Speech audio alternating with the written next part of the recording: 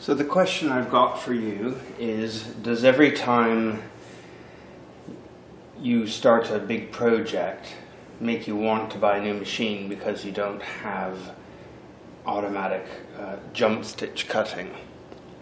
Well, today I thought I would show you a way to try and get over that feeling, since I understand it well, because this machine stitches very well, but it doesn't have a thread cutter, so it automatically makes you think, oh, wouldn't it be good to spend a fortune? Well, eventually I will, but for the time being this machine does extremely well. It's just all the jump threads which are a pain in the bum. So when it's time to cut your jump threads, so this has just finished its color, so I will zoom in now. You can see the little flashing light there telling me that it's time to change threads. So the first thing you have to do is get used to on this machine is over here on this side, pressing the needle button, and that will automatically put the carriage as far over as it possibly can, which then gives you access to cutting the threads. So my favorite scissors for cutting threads are these ones, which are curved, as you can see. However, they are a bit dull, so I'm trying to get them sharpened, but I might just have to bite the bullet and say I'm going to have to buy new ones, which goes against the grain, because if you could sharpen them, it'd be so much better. However, it's easy to do. Now, one of the things you realize that when you're cutting these threads is it leaves a huge mess. So I've got a number of utilities here. I've got 2 pairs of scissors and some tweezers and everything else to cut the threads. But what I'm going to do is concentrate using these, and if they don't bug me too much, I will just use them for the time being. So I'll aim that over there, and I'm just going to cut the threads. I'm not going to worry about anything else. So there's where the problem I get is sometimes you can't cut the threads very effectively because these scissors are getting dull. However, it's working at the moment. So the thing I like about these bent scissors is easy to get under the thread without dragging a sharp end. So there's sometimes where it's a bit of a pain. You can see like that, it's fairly easy to just get along and cut the threads. Okay, and what you'll notice I'm not doing is worrying about where the threads fall. There's a reason for that, which I will show you. So this one's being a bugger. This is why my scissors are dull. Otherwise it should just cut these perfectly every time. But because of the shape of them, they don't drag on the fabric, which makes it a lot easier to get under the jump stitches. Whereas if I use these type of scissors, it's not as good experience. When you're trying to drag forward, they automatically catch on the fabric, which makes it harder to do. It's not impossible, but I just find it more awkward to do. So I have these other ones, and I'm not sure how they compare, so we'll try.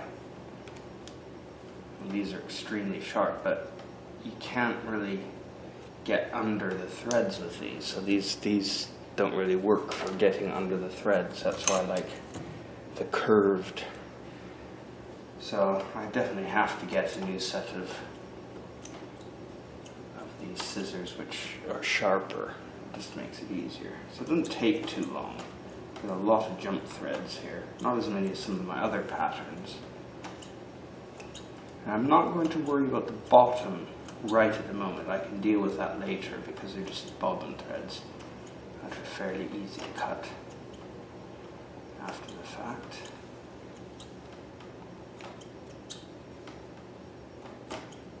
Almost finished.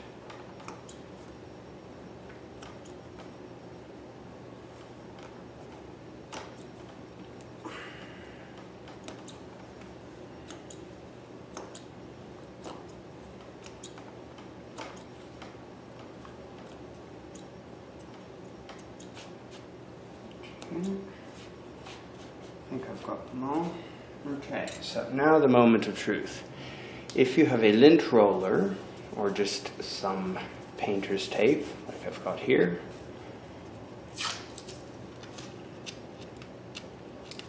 this makes it nice and easy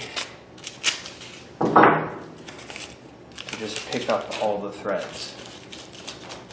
And you can tell very quickly if you've missed one, like I've missed one there because it's sticking up. So there's one there. And there's one sticking up there.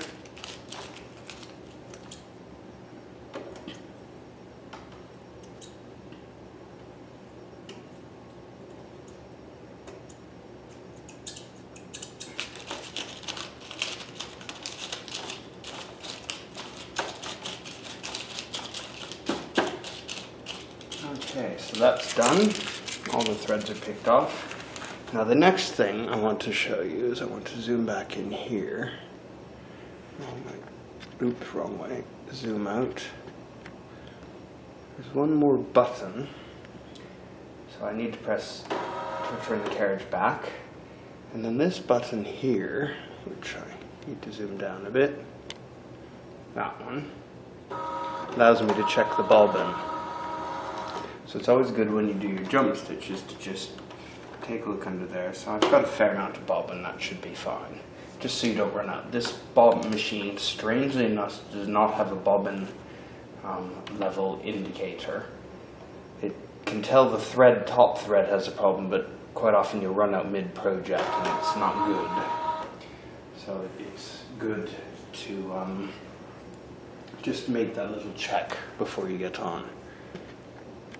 So zooming out, I'm going to rethread the machine.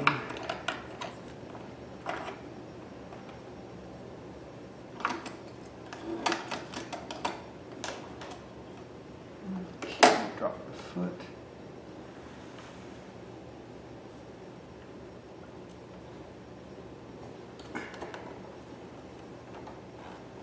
So as you can see, I really struggle getting my hands in there because they're big, but it's possible. It's just you kind of get used to not having as much room under there. So I'm going to start the next thread now.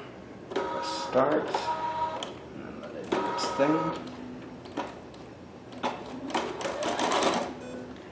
And do the thread trim.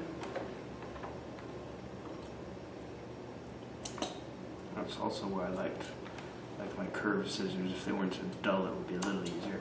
So you can cut really close to the next thread. Press start, and then the machine is going to go off and do its thing.